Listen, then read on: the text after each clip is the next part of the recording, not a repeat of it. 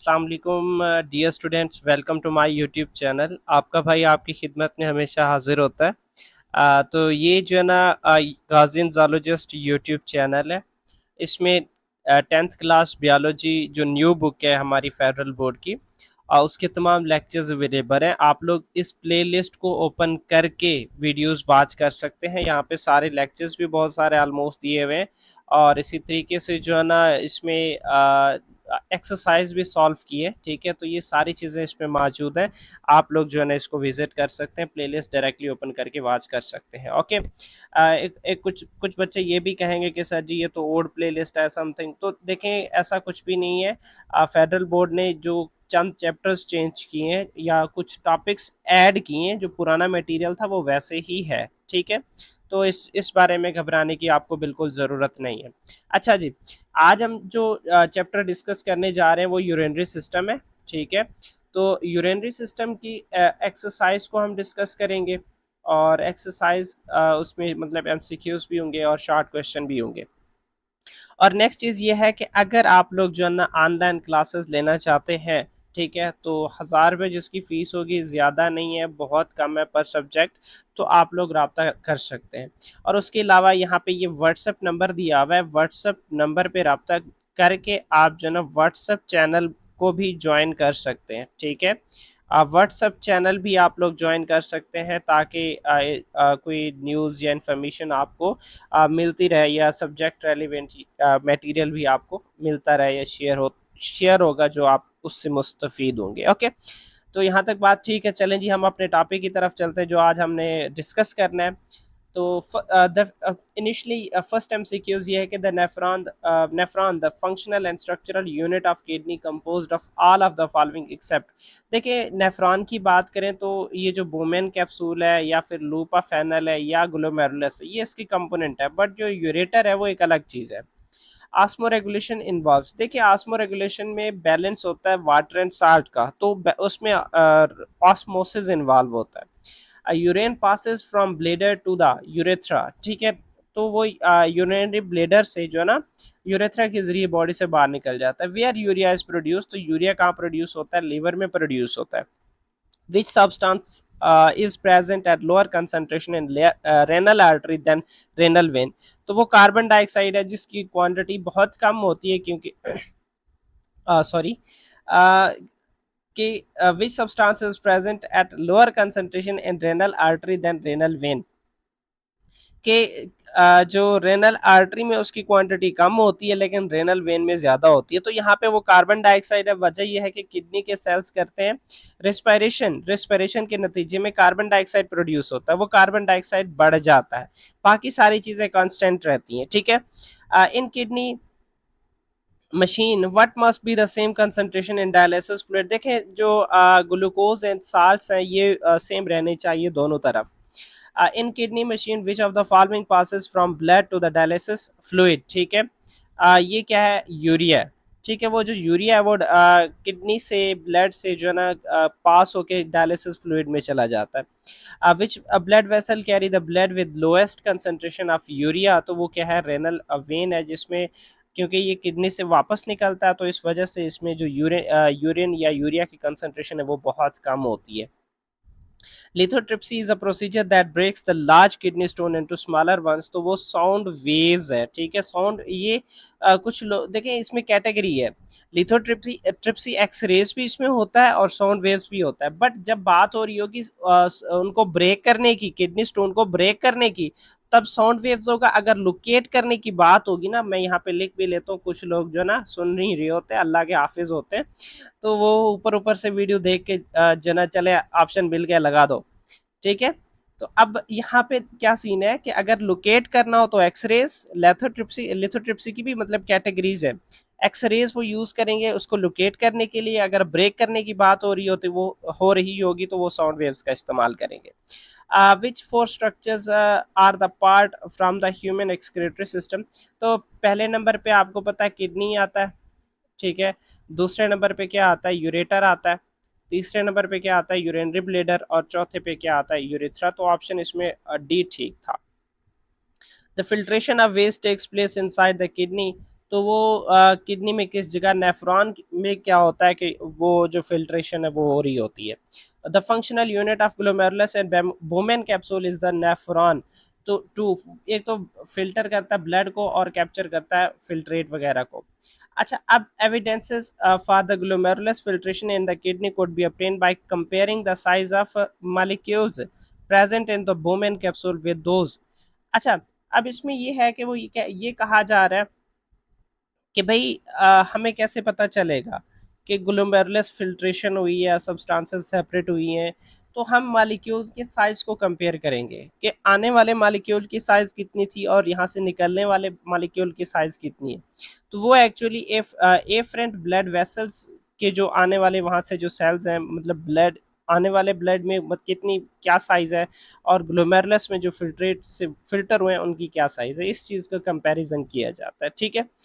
Which rows show the substances that are present in each structure of the excretory system। तो वो जो option A है वो मुझे बेटर लगा है। ठीक है, रेनल आर्टरी में भी ग्लूकोज मौजूद होगा, रेनल वेन में भी ग्लूकोज मौजूद होगा, यूरेटर में साल्ट्स वगैरह मौजूद होंगे, और यूरिनरी ब्लेडर में यूरिया वेस्ट जाएगा। ठीक है, ये ऑप्शन ठीक लगा है। बाकी में कोई ना कोई खलल गड़बड़ मौजूद था, इस वजह से वो नहीं है। यहाँ तक एंड हो गया एमसीक्यू। अच्छा, अब एक्सरसाइज है। देखें, आप लोग वीडियोस तो वॉच करते हैं, लेकिन वॉच करने के साथ साथ भाई कमेंट भी लाजमी करें। ठीक है, कमेंट आपने लाजमी करना। मुझे पता चला है कि यार कोई इंसान ही वीडियो देख रहा है, कोई अल्लाह के मखलूक तो नहीं देख रहे। आजकल आपको पता है खिलाई मखलूक बहुत ज़्यादा घूम रहे हैं। ठीक है, पॉइंट टू बी रिमेंबर। ठीक है, तो भाई कमेंट लाजमी करना है। एक तो सब्सक्राइब भी करना है। इस वजह से मैं अक्सर नहीं बोलता वीडियोस में कि भाई सब्सक्राइब करें, बट आप लोग वॉच कर रहे हैं, आपके उस रिएक्शन के मुताबिक मुझे पता चलेगा ना कि मैं फर्दर वीडियोस अपलोड करूं।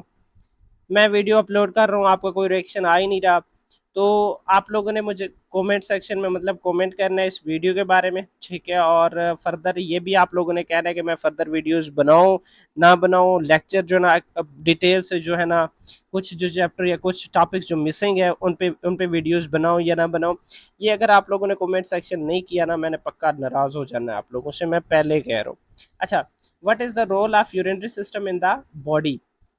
देखें, यूरिनरी सिस्टम का क्या काम होता है कि वेस्ट प्रोडक्ट को, ठीक है, और एक्सेस वाटर को ब्लड से रिमूव करना है, और उससे बनता क्या है, यूरिन बनता है। It helps to maintain the body fluids and electrolytic balance. Electrolyte को बैलेंस करता है, बॉडी फ्लूइड को मेंटेन करता है। Name the structure that structures of urinary system. तो उसमें किडनी है, यूरेटर है, यूरिनरी ब्लेडर है, और यूरेथ्रा है। अच्छा, अब उन्हीं के आगे फंक्शन दिए हुए। किडनी का क्या काम है कि ये ब्लड को फिल्टर करता है, वेस्ट मटेरियल को रिमूव करता है और यूरिन प्रोड्यूस करता है। यूरेटर का क्या काम है, ये एक ट्यूब है जो यूरिन को किडनी से कहाँ लेके जाता है, यूरिनरी ब्लेडर तक।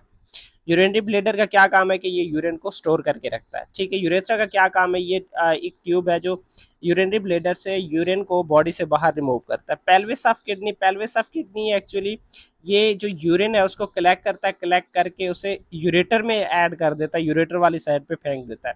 अब डायलिसिस, डायलिसिस एक ऐसा प्रोसीजर है जिसमें जो वेस्ट मटेरियल है उसको ब्लड से रिमूव किया जाता है। Artificial process for removing the waste and excess fluid from the body when the kidney fails. ठीक है, और गरीब मखलूक यहीं पे हो या उड़ गए हो। ठीक है, चलें जी आगे नेक्स्ट चलते हैं। What materials are return to the body.